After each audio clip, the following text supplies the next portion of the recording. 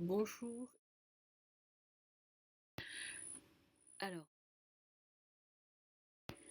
Alors, avant, bien.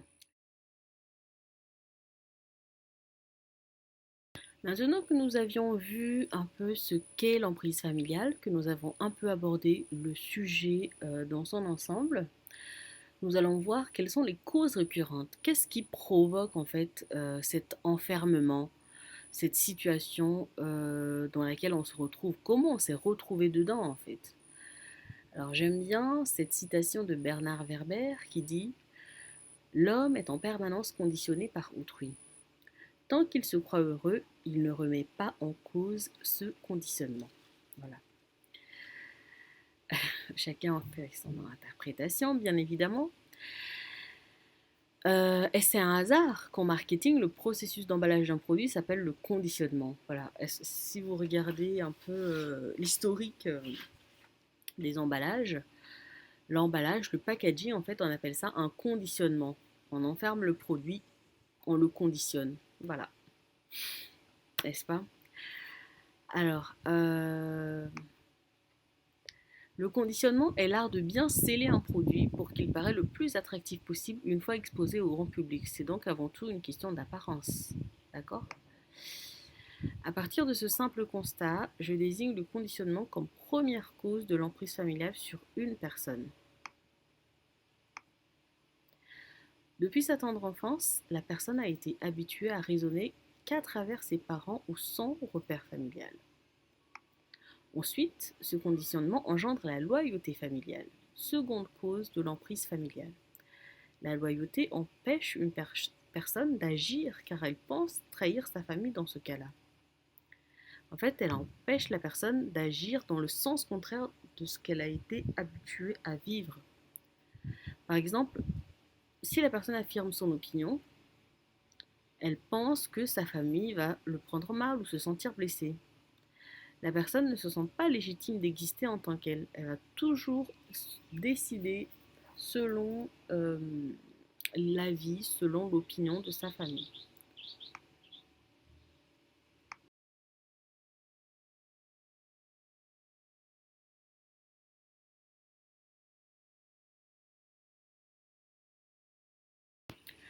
Parlons maintenant des signes d'une vie sous emprise. Comment reconnaître que nous vivons sous emprise familiale?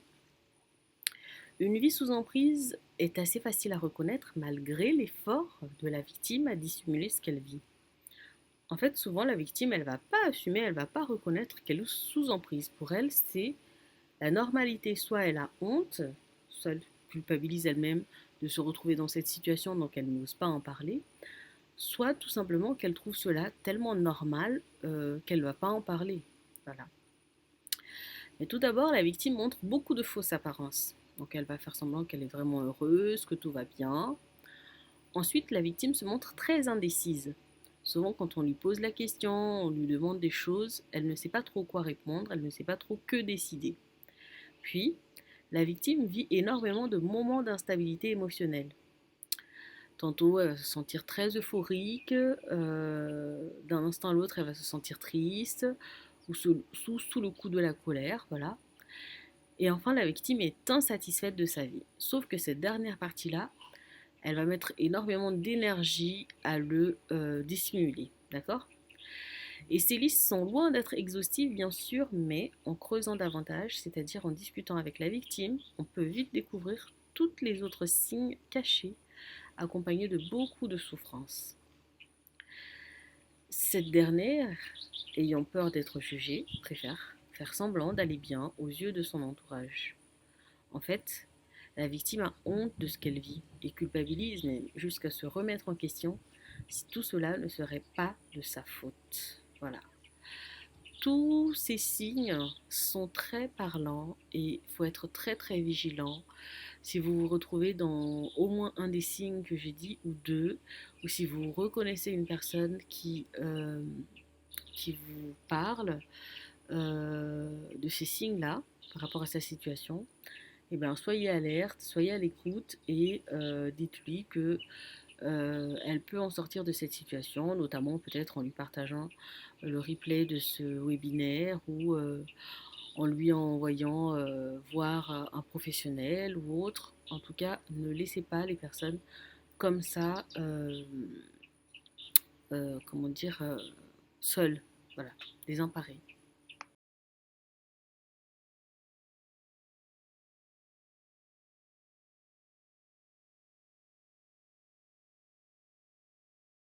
Alors, précédemment, nous avions vu les signes d'une vie sous emprise. Maintenant, nous allons aborder les conséquences d'une vie sous emprise.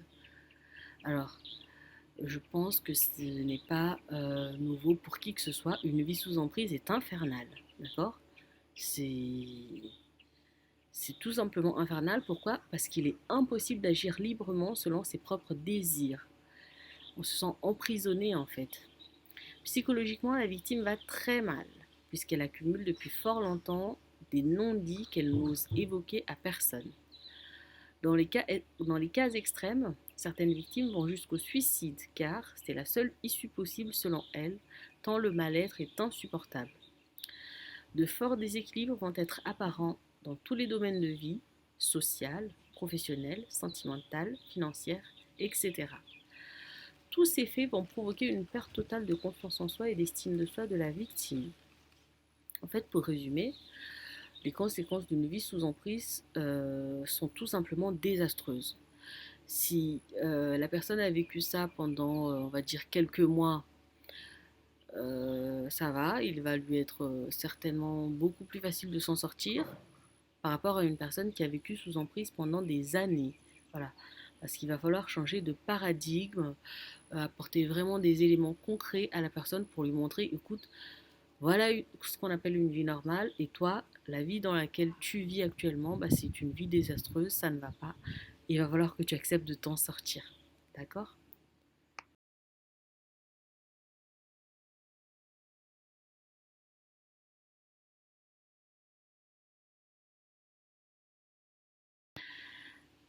Bien. Et pour celles et ceux qui veulent s'en sortir, comment décider de s'en sortir? Pour décider de s'en sortir, voici trois grandes étapes qui sont nécessaires. Tout d'abord, il y a la prise de conscience de la situation. Cette première étape peut paraître facile, et pourtant, beaucoup de personnes à ce stade préfèrent être dans le déni de leur situation. Ce qui facilite la prise de conscience, c'est la sincérité ainsi que la responsabilité envers soi-même. La victime ici décide d'ôter son costume de victime pour endosser celui de responsable de sa vie. Ça, c'est la première étape. Ensuite arrive l'acceptation du changement. Cette seconde étape va emmener la personne précédemment victime, qui était dans un état passif, à devenir responsable, actif. À ce stade, ce sont surtout la mise en place des différentes actions qui vont permettre et marquer le changement, comme par exemple aller voir des professionnels compétents, des associations, des médecins, la gendarmerie, assistants sociaux, etc. Ici, en tant qu'actrice de sa vie, la personne va devoir libérer sa parole pour raconter tout ce qu'elle a subi et faire valoir son droit de liberté et de légitimité. Et enfin, arrive le processus de deuil et de guérison. Cette étape sera le moment de choisir de quelle façon la personne voudra entamer son accompagnement vers le changement. Naturellement, c'est à partir d'ici que je pourrais intervenir dans le cadre de mon expertise en tant que coach, accompagnant les femmes malagasy expatriées à se libérer de l'emprise familiale. Cette troisième étape est tout aussi cruciale que les deux premières, car elle est essentielle pour instiller la libération définitive de la personne.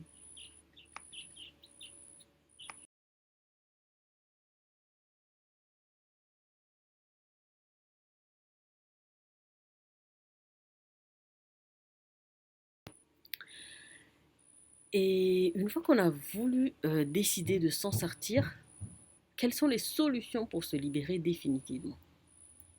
À ce stade, la personne transformée est presque libérée, mais pas totalement. Les trois étapes précédentes vont appuyer le processus de libération. La libération en définitive va être facilitée par le travail d'accompagnement avec le coach. Pourquoi? Car durant l'accompagnement, le coach va transmettre des outils permettant à la coachée de devenir autonome. Il s'agit des outils de gestion de soi et de gestion de son environnement. Sans cet accompagnement, l'ex-victime peut être tentée de revenir sous l'emprise de son bourreau, car elle ne saura simplement pas comment réagir si jamais elle reçoit des pressions. Alors, cette ultime solution d'accompagnement avec un coach, notamment avec une experte en intelligence relationnelle, comme moi, eh bien, cet accompagnement va permettre tout simplement en fait de faire perdurer la sortie de la situation, la libération. Pourquoi? Parce que souvent, quand on change d'habitude, quand on change de paradigme, on peut se sentir désorienté, on peut se sentir perdu, désaxé, et sans accompagnement, sans des outils concrets permettant la transition, eh ben, on peut se perdre et on peut vraiment être tenté de revenir dans la situation précédente, malgré qu'on le sait pertinemment que c'est pas bon pour nous, que c'est néfaste. Voilà. D'où vraiment l'importance, j'insiste, de se faire accompagner par un coach. Voilà. Il y en a tant des coachs en accompagnement de libération émotionnelle, de libération d'emprise familiale, mais moi, ma spécialité, c'est vraiment d'accompagner les femmes malagasy expatriées à se libérer de l'emprise familiale.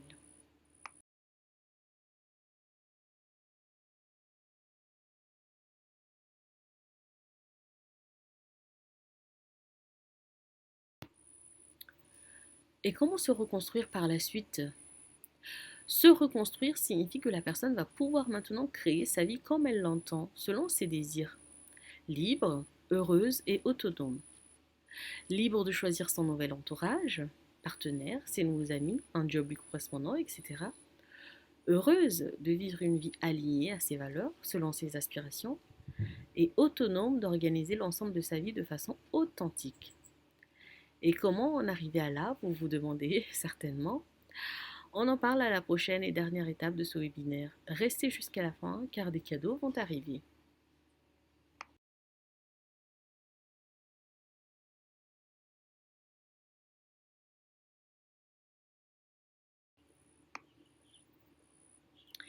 Alors, comme je vous ai dit, voilà, nous arrivons à la fin de ce webinaire où je vous propose ce cadeau, ce merveilleux cadeau, qui est un programme de 3 mois d'accompagnement qui s'appelle le Timing Divin. Je vous explique un peu pourquoi j'ai appelé ça Timing Divin, parce que c'est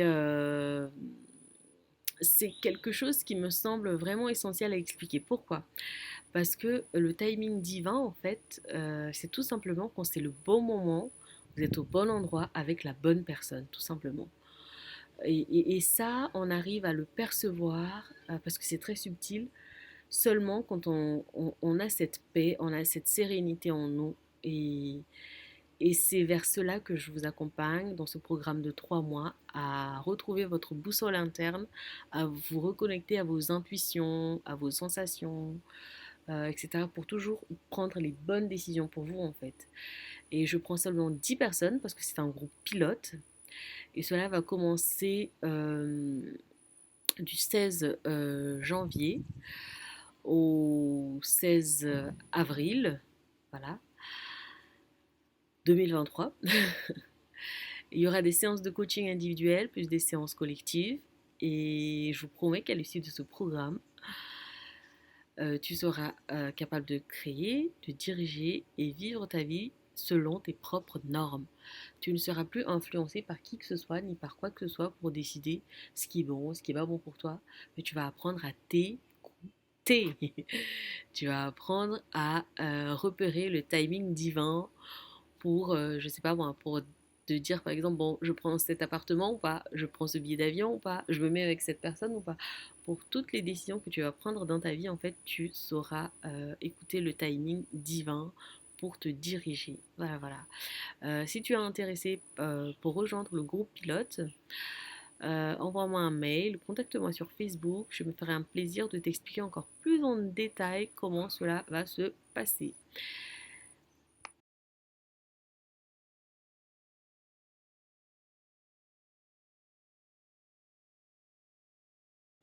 Et nous arrivons déjà à la fin de ce webinaire qui s'intitule De l'emprise familiale à la liberté totale. C'est vraiment mon désir et mon souhait le plus sincère de t'accompagner vers cette liberté totale. Alors si le cœur t'en dit, tu sais ce qu'il te reste à faire, tu me contactes, on en parle en détail, en privé, et c'est parti vers ta nouvelle vie. Je te dis à tout bientôt de l'autre côté. Bye bye.